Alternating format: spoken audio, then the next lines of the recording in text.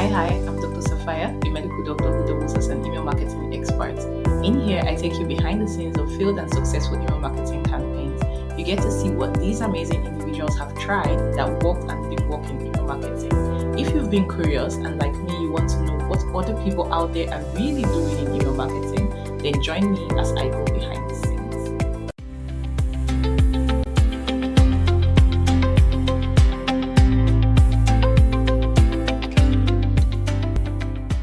Hello, listeners. Welcome to Email Marketing Experiment. And today I'm really excited for this episode because it's not every time you have somebody who has been in the game for a very, very long time come on the podcast, right? I mean, some of us have been doing this for like maybe 3 years, 8 years. But when you see somebody who has been in the industry from way, way back and has been consistently doing one thing for a very long time, then we need to give a round of applause, celebrate them, and learn from the wealth of wisdom. And so today I have an email marketing specialist with 15 whole years of experience in marketing, developing email strategies and campaigns for companies, amongst many other things. And she is an expert in B2B email marketing. Kornelija, I'm so excited to have you on the podcast. Welcome. Hello. Thank you, Ayabano. I'm really excited to be your guest. Welcome. Now, we're going to be looking at your webinar email sequence that works like a charm. But before we go into that, I would like our listeners to get to know you more. So can you introduce yourself and share a little about, what you've been doing and what you do? Yeah, sure. So my name is Kornelija. I'm a freelance digital marketeer for 15 plus years. The time really flies. I have a feeling I started yesterday. I help online businesses build relationship with their customers and increase conversions through email and social media. I have a master's degree in graphic design and graphic technology, but I found my passion in digital marketing field. Oh, wow. That's amazing. Now, what part of the world are you joining us from today? And for you, is it coffee or tea over there? Well, I live in Europe, in a beautiful country of Croatia. It's really hot here these days. We are a coffee nation. We are a nation known for sipping their coffee for hours. We like to sit at the cafes for hours with just one coffee, maybe two. So, coffee is a way for us to relax and also to socialize. Oh, wow. Do you have a favorite flavor? No, I love coffee. I think it's more like a feeling, like a relaxing time. So I don't have a favorite one. Oh. Every coffee is a good coffee for me. All right. So how did your journey into email marketing begin?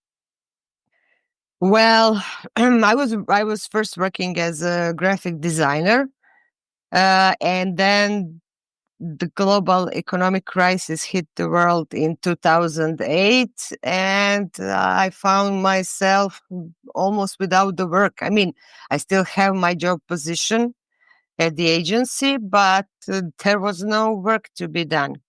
So, but also in that period, the social media entered the Croatian market. And after one education, I got addicted to Twitter. I was constantly there.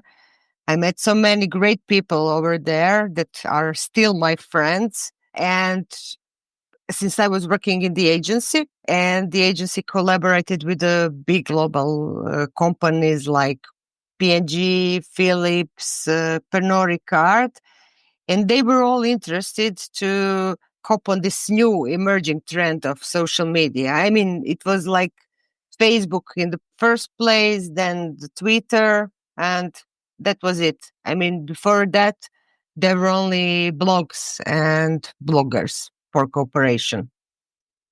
So I start learning from my peers and from the peers from the US market because they were already doing the job and they share their knowledge. And my first experience in digital marketing was through social media. And later came the email marketing. I mean, the email marketing exists longer than social media, but in our market, it wasn't accepted as much as a marketing channel. So a few companies had a newsletter, but it wasn't the thing. And I met a guy on Twitter who was in email marketing, and I subscribed to his sequence. I didn't know it's called sequence back then. It was like, you subscribe, are going to send you emails. I was like, okay, I can do it.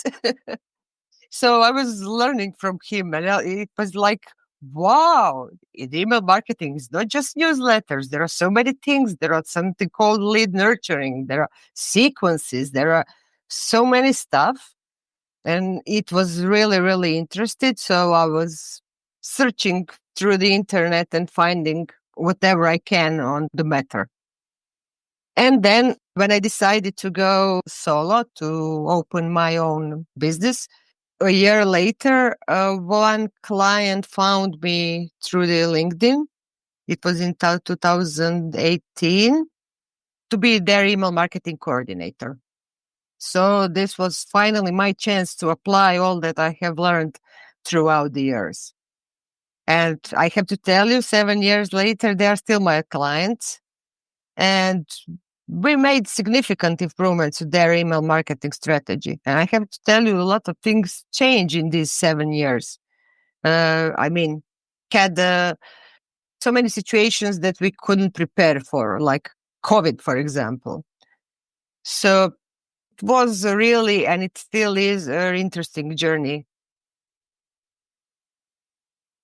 Wow, wow, wow. 7 years, like working with one client for 7 years. I mean, that's amazing. Like sometimes when I talk about them, I said we, because after 7 years, it's like the business cooperation. I know everyone working there. So it's like I'm part of the company. Wow. That's amazing. And I mean, seeing how email marketing was done back in 2008, I find it really interesting. Email marketing has been around for such a long time, and you've gotten to see like the evolution from, how it first started to how it is now. And I think that that is such an amazing thing. Is there any one thing that maybe used to be around? Or is there any one thing you will say that has changed when it comes to email marketing beyond what you've shared already? Well, what changed the most is the number of emails we get in our inboxes. I think that's the biggest change. More people are using it, and everybody's now doing email marketing. Especially after the COVID. I mean, everyone went digital. So I ran into information when I was going through the HubSpot course, email course. I ran into information that we received 20 to 30 emails per day, each day. And it was like, oh my God, they're right. I checked my inboxes there. There are many more in my inbox because as an email marketer, I subscribe to lots of things, sometimes just to check how they are communicating, what they're sending and stuff like that for research. Yes, yes, yes. We all do that. All right. So in your business today, or in the work that you do, what would you say is the role of email marketing? The main rule is to be concise, to be brief, and to the point. So no more long emails. Like sometimes they work. It depends on what you're offering, but you have to be short and to the point in each and every one, every email if you are planning to get conversions from them. Okay, okay. So your email marketing beyond what it is also focusing on helping you get conversions. Yeah, That's definitely. That's a good one. So now let's begin to go deeper into what we're supposed to talk about today. I mean, you have this webinar email sequence that works like a charm.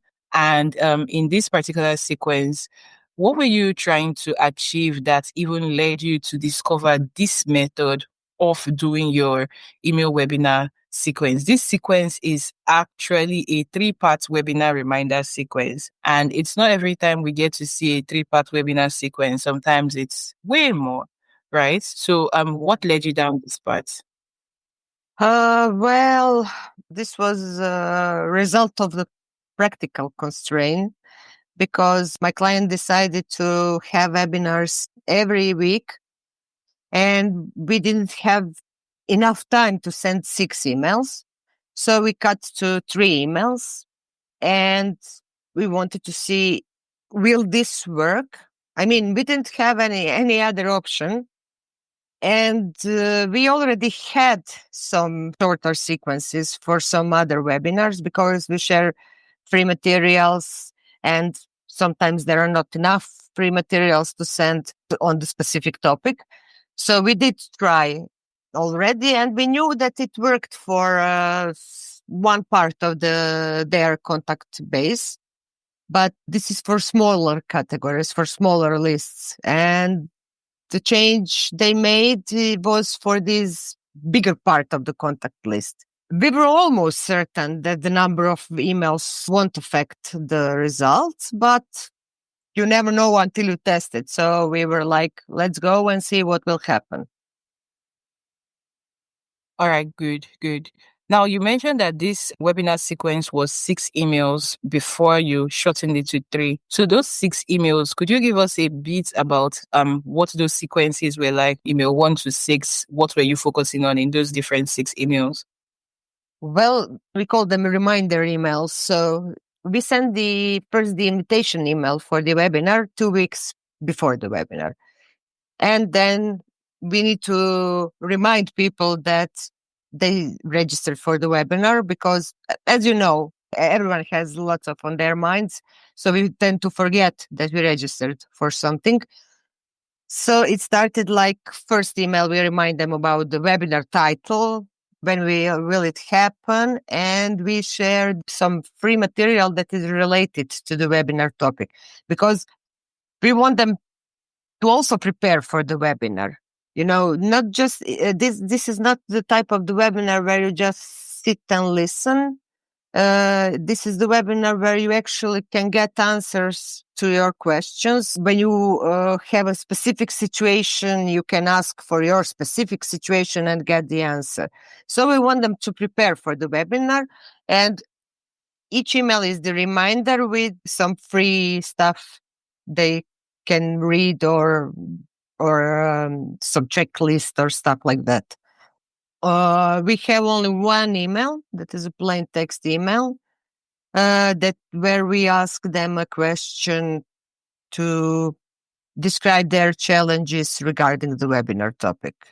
And this is the email where we expect replies.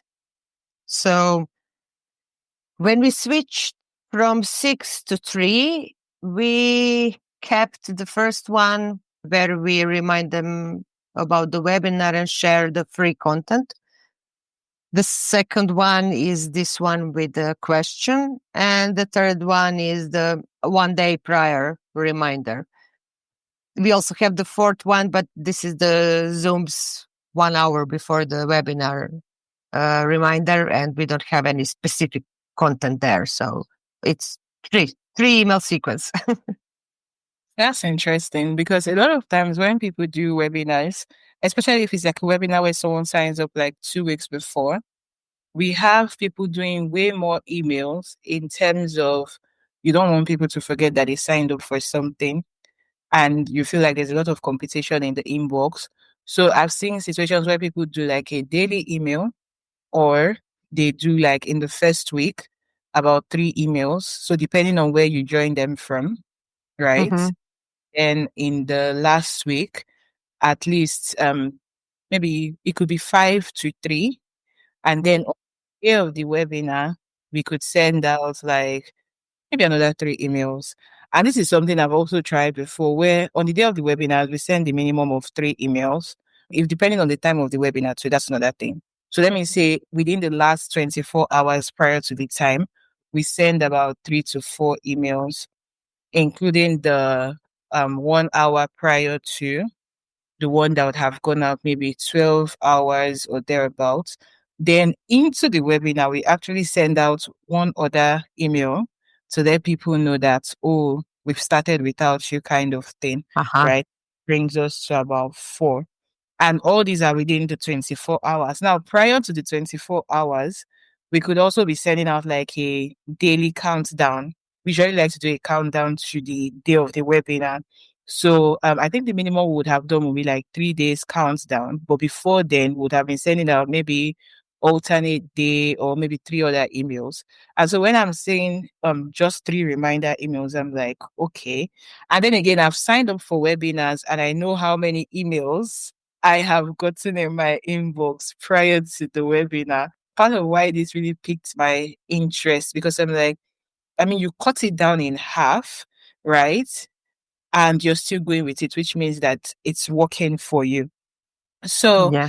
look into like what you were able to achieve with this, because for you to still be doing it, that means it's really working well. So when you shortened this sequence, were there things that you expected or didn't expect that happened? Did you notice any change in like the webinar outcome prior to when you were doing 6 emails and now that you had cut it down to 3? Mm-hmm. Well, I mean, everything was as expected. I mean, as I said, it was a necessity to cut it down. Yeah, I understand what you're talking. And maybe this is working because they're B2B first. Second, they have really narrow topic, let's say, like they have people who are attending almost each and every webinar. And sometimes it's like 300 people, sometimes it's 500 people, sometimes it's only 50 people, depending on the topic. I mean, but we never tried more than 6 emails. Now you tackle my curiosity. Now I would like to try more than 6 emails to see how this would work in B2B.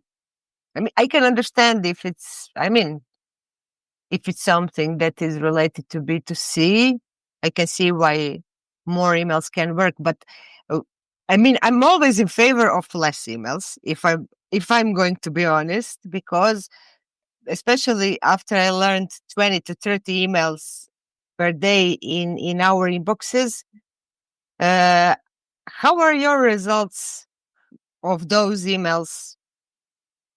I'm interested in those that you send in the first week after the registration. So the ones that I see that have like the most responses in terms of opens would be the first few days and then the last 24 hours. Mm-hmm, So the last 24 hours are usually built around urgency. So you see that people are responding to it because they don't want to miss it. Then the mm-hmm. first few days, because they are just joining and they are new, so the engagement is still pretty high. So the first email, the second, the third, but the wider space it is, sometimes you might notice a bit of a dip in terms of the open rates or a slight variation in the range.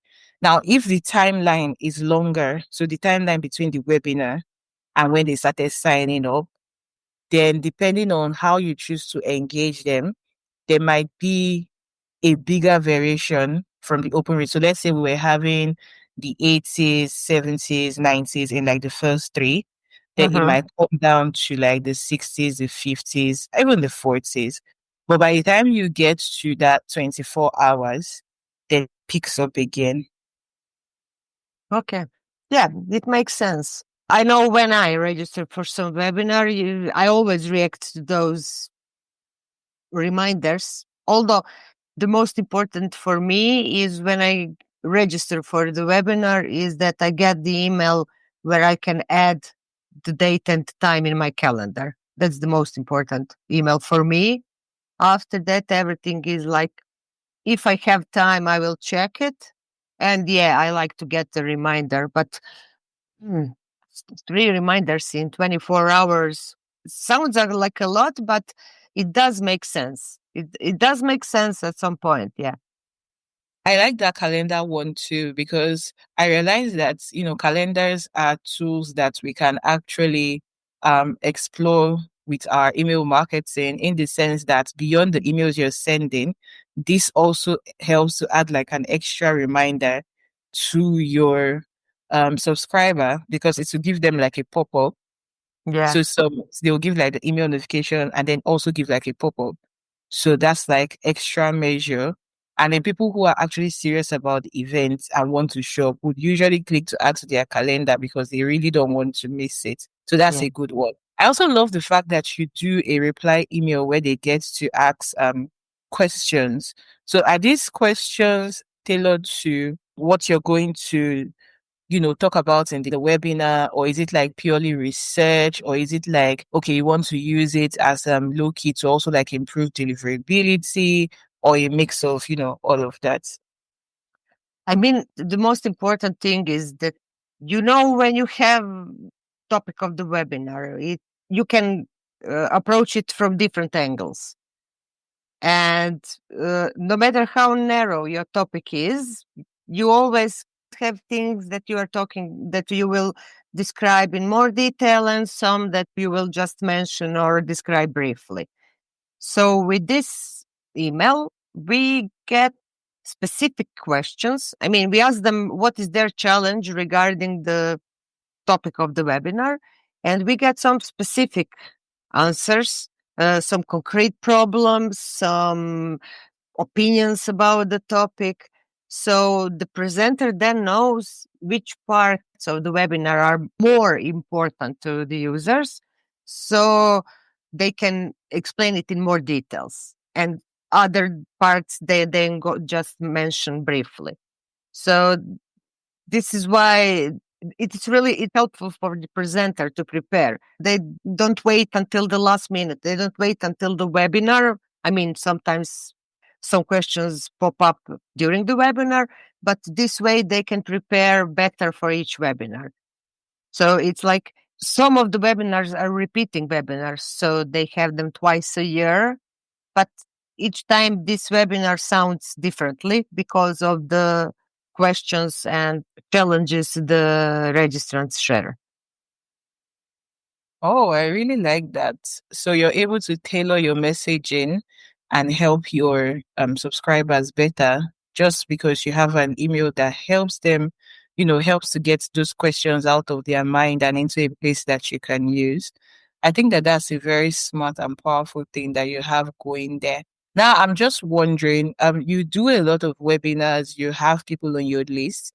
So are you sending the webinar emails and reminders to everybody? Or are you just focusing on that segment that signed up for the webinar? Only to registrants. I don't see the point in sending to those who didn't register. I mean, they got the invitation, they didn't respond to it. There is no need to bother them. They didn't show interest. Maybe the time is not suitable for them or something like that. And since they're repeating the webinars from time to time, they will have time. Also, they have all the webinars recorded and have them on their website. So you can easily watch them anytime you need. Mm. That's a good one because I know that sometimes some people will want to, because they already have an email list, they will now want to send to like everybody for them to come to the webinar. But I like the idea of sending to just those who, raised their hands and indicated like, I'm interested in this. Now, let me just come back to the emails a bit. So you have 3 reminder emails. Like how are they 1 day apart, 2 days? What's the time interval between them? And do you automate them or you send them like you schedule them? They are scheduled. So the first one is sent 4 days before the webinar, sometimes five, depending on when is the weekend and when the webinar occurs. The second email is 2 days prior to webinar. And the last one is a day before the webinar. So 24 hours before the webinar. And the fourth one that I mentioned is an hour before the webinar. Okay. I like the way you staggered it. That's interesting to see. Now, when we're looking at these emails that you're sending out, now you work majorly in B2B, and I'm wondering, as regards the format of the emails, are you doing like plain text, design heavy emails, or it's like a mix? When it comes to the design, I mentioned I'm the designer. In True. this, yeah, but I don't do design for my email clients. They always have their in-house or some freelancer designers, but I'm the one who creates the rules. So in B2B, I like to keep the design minimalistic because people are used to, in B2B, we all communicate through emails. It's still the most important channel. So I want people to have a feeling that they are addressed from the person and all the emails are sent from real person name. And usually we add the company. We use, sometimes it's just a logo as a header. Sometimes it's like a strip with a logo and some headline, or if it's a newsletter, it has some title. I don't use many images because there are not so many attractive products in B2B most of the time. But for example, in the case of software, I like to add screenshots from the software. If the email is about the part of the software, about the feature, I like to circle this feature, to point arrow, stuff like that, so that people, when they enter the software, they already have a picture in their mind how this looks like. So in B2B, I rely on the email text and CTA buttons to bring conversions. The goal is to build a relationship and trust because the buyer journey is long in B2B.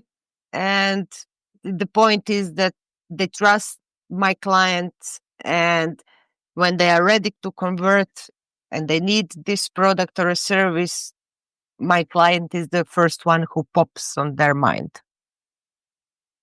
Okay. Okay. And when it comes to B2C, like e-commerce emails, I worked mostly for the e-commerce companies. They need to be well designed.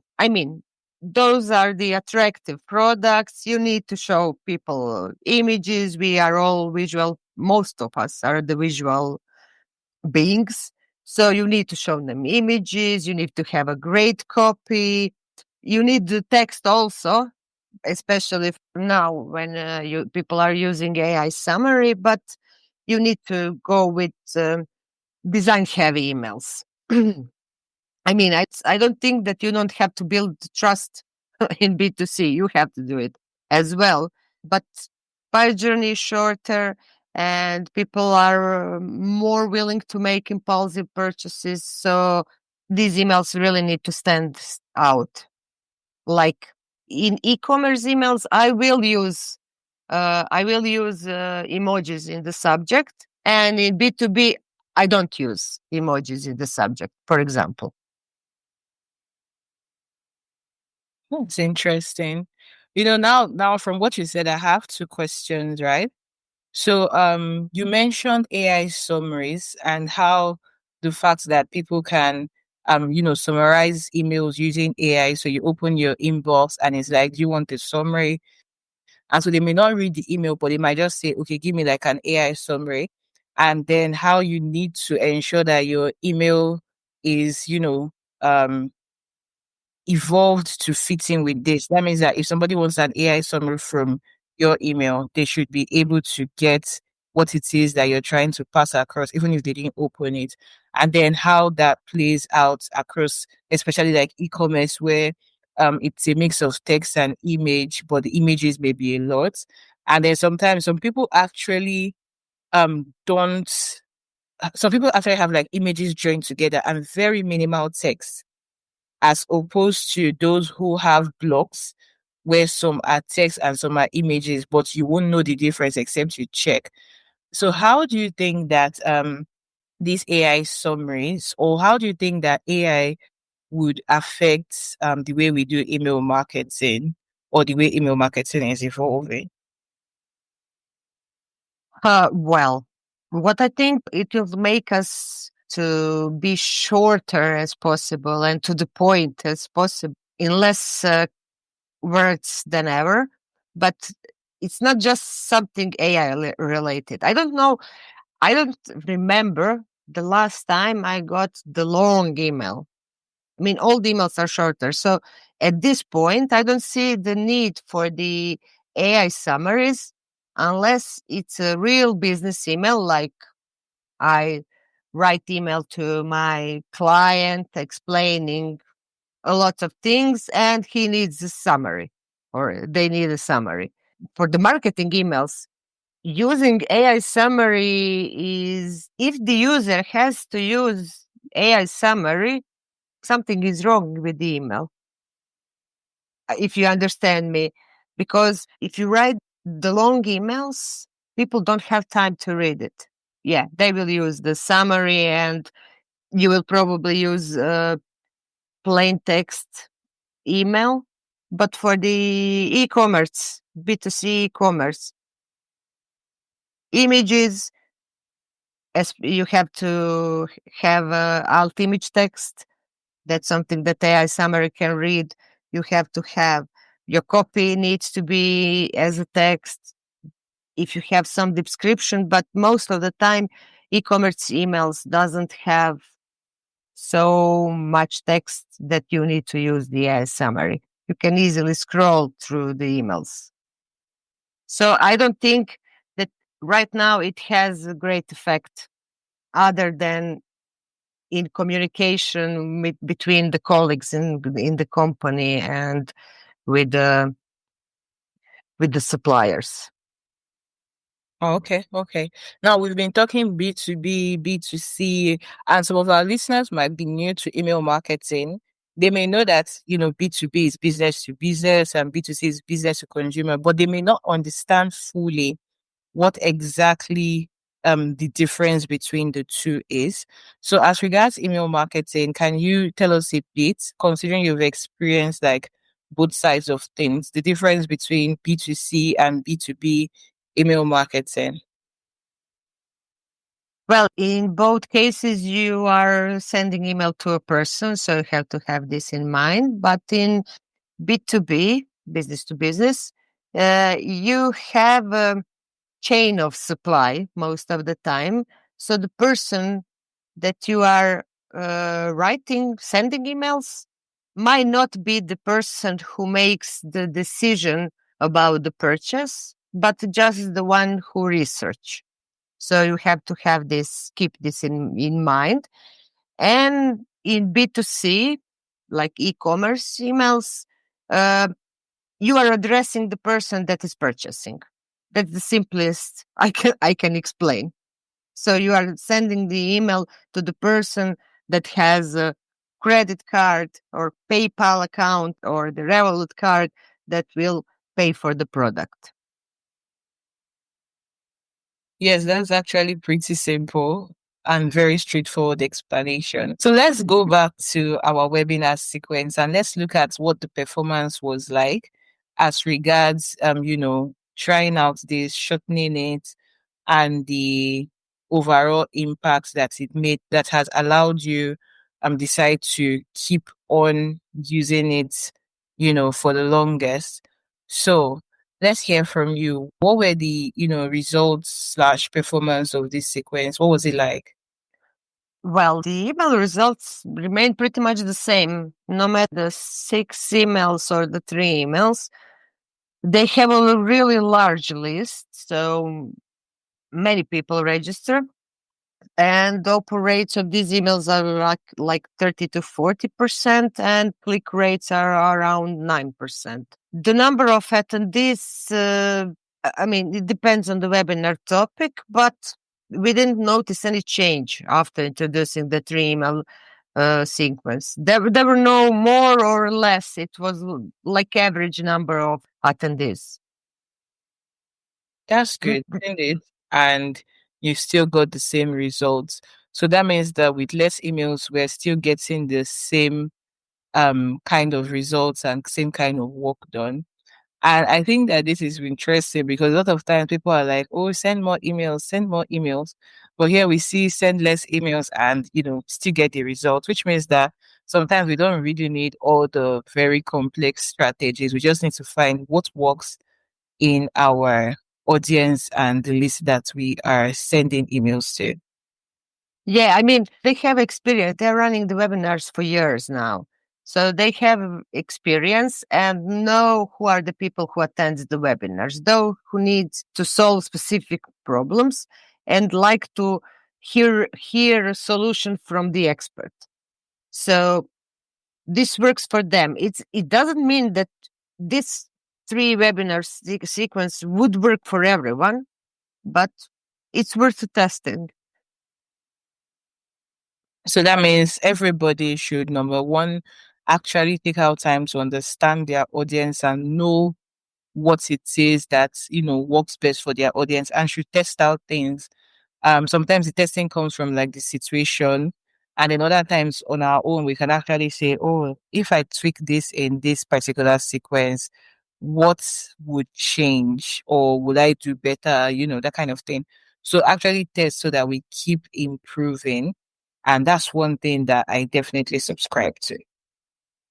Yeah, yeah, definitely. We need to test all the time. I saw the other day on LinkedIn someone said that A/B testing in email is like wasting time. And I was like, no, it's not wasting time. You just have to know what you want to achieve. It's not like I will test the subject, but the previous subjects were just fine. Okay, I have a new idea.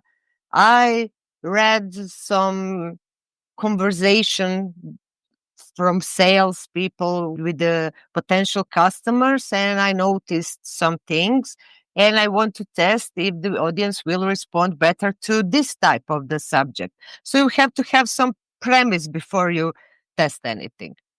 But yeah, I think the best thing in digital marketing overall, you get the results really fast. I mean, you send the emails and you get the results within 24 hours. And this works, this doesn't work. That's why it's really a nonsense not to test things, especially when you hear from someone that they tried something, it worked. It's worth to put some effort, but the most important thing is that you know your audience, that you know their interests and their needs and their problems.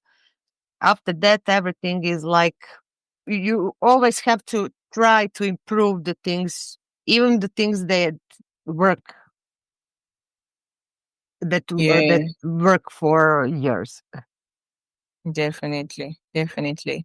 Now let's shift gears a bit and go into what we call open rate confessions, where we actually talk about places where things didn't go as planned or the messy middle in email marketing. So maybe a campaign that didn't go the way you wanted it, something that failed, or a mistake that happened. For example, where you send an email that was supposed to have been scheduled, or send an email that was supposed to go to like a small segment to like Yeah. the whole list. Those kind of messy parts of email marketing that we usually sweep under the carpets. Do you have any interesting stories for us? Well, one of my clients recently had a campaign for the pretty new product. I mean, they had the old version, they created the new version, but they didn't raise awareness before that. I mean, they did. They sent the week before the promotional campaign. They sent the awareness campaign that brings some results and brings some learnings. The promotional campaign went wrong. I mean, wrong.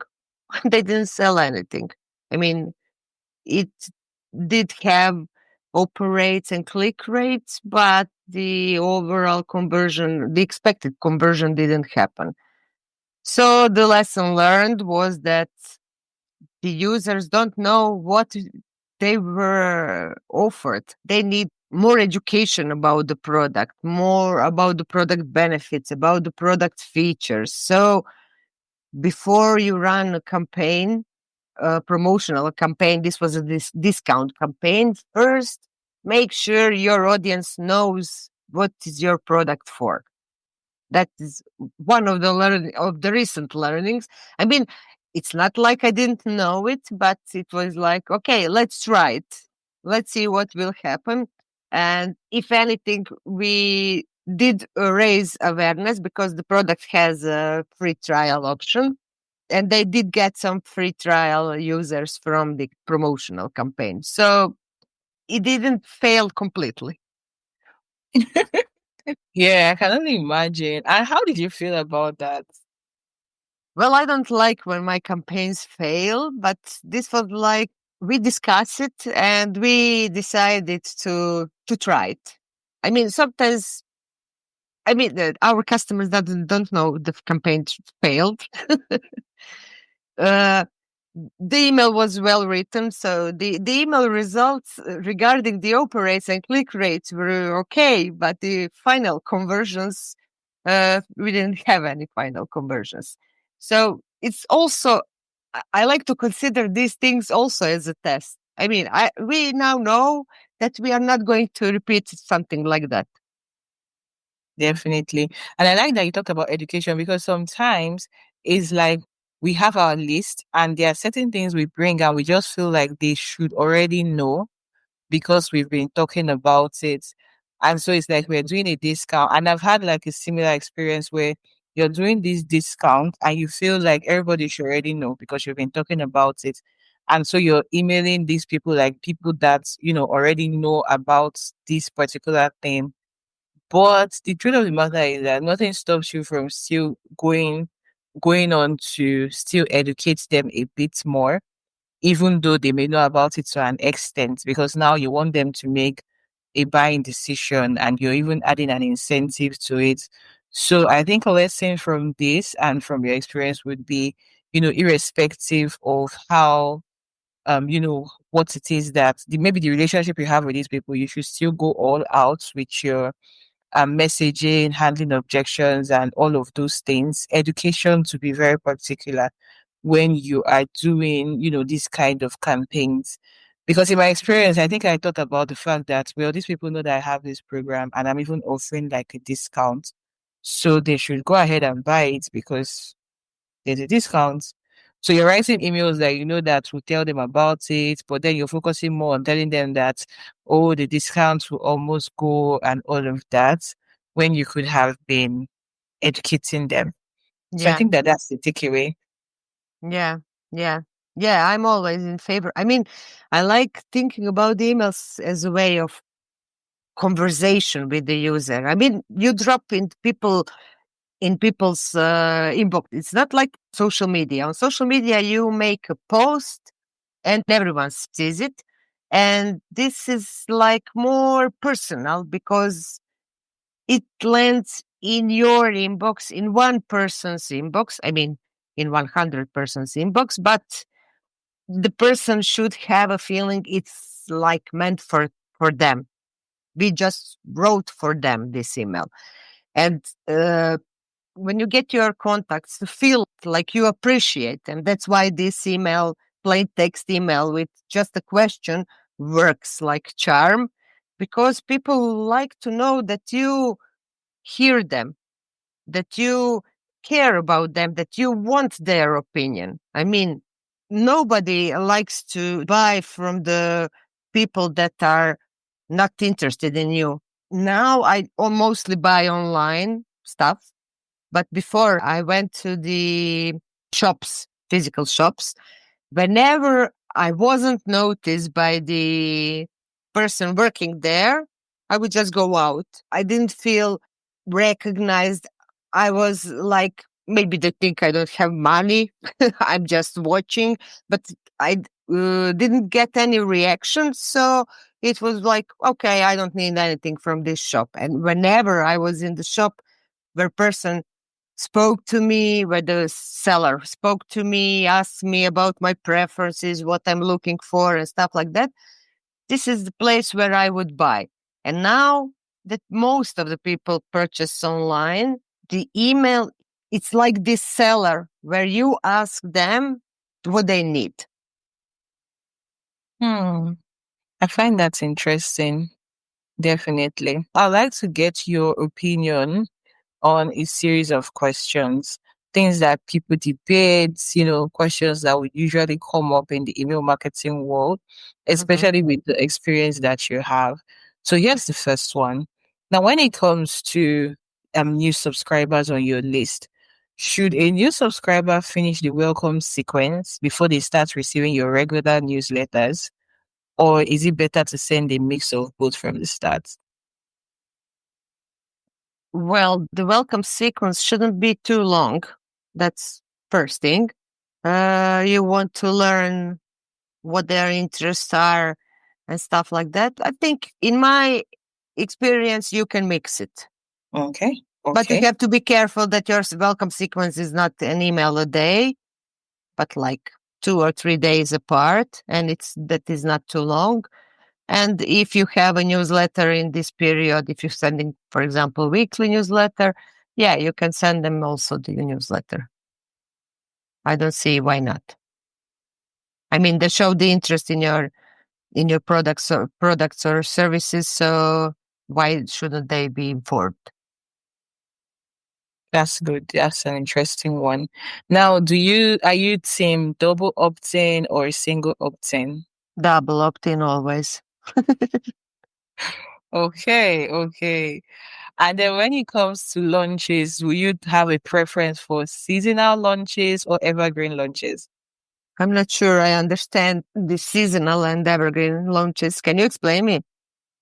So some people would usually have like their launch periods where they are live launching the products, and then some people will set up like an evergreen sequence to launch their products like all day every day kind of thing.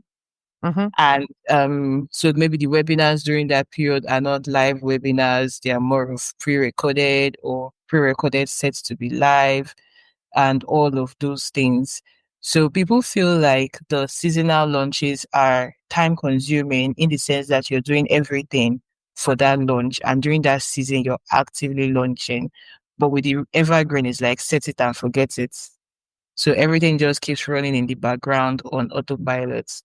Oh, well, as an email marketer, I like having things running in the background and not thinking about them, but I need to think about them. So it depends.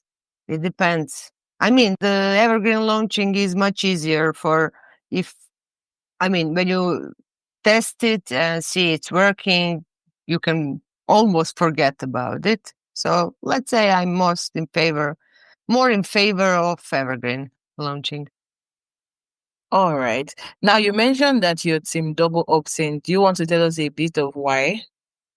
I like to have a confirmation from the user that they left their emails because they are interested in the product or a service. And double opt-in is the only thing that can tell me this. I'm so get used to this double opt-in that I don't even consider. So double opt-in gives me assurance that the user at that point really wants to receive the emails. If they single opt-in, I'm not always sure and think that the bounce rate are much higher.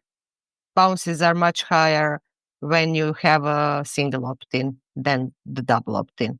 Yeah, you have some pending double opt-ins for months, and some of them don't confirm it, but it's okay. They decided they don't want your emails. So yeah, that's why double opt-in always. So double opt-in is like an extra confirmation that these people really want to stay. All right, all right. Now, before we wrap up, I would like our audience to know where they can find you. I mean, I do know where I found you, but where they can find you and how they can connect with you. Well, they can find me on LinkedIn. I'm not some heavy user. I don't post really regularly because other obligations, but I'm responding to the messages. So you can find me on LinkedIn. And also in my About section, you have my email. So you can contact me by email. And that's great. And do you have any exciting projects that you're currently working on? Well, since summer is coming, the only excitement I have now is vacation soon. I'm overwhelmed from this first half of the year with all the projects. So I'm really looking forward to some time off.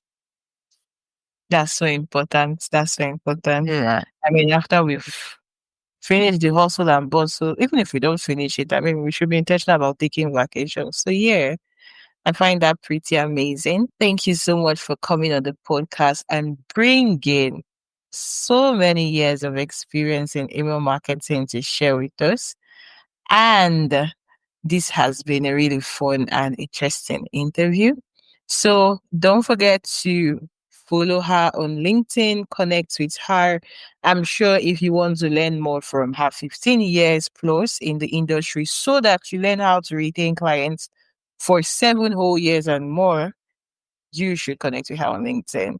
Thank you so much. Until next time, everybody, don't forget this is Email Marketing Experiment. Subscribe, share, and invite your friends to come listen to us here, where we talk about what we've tried as working and isn't in the world of email marketing.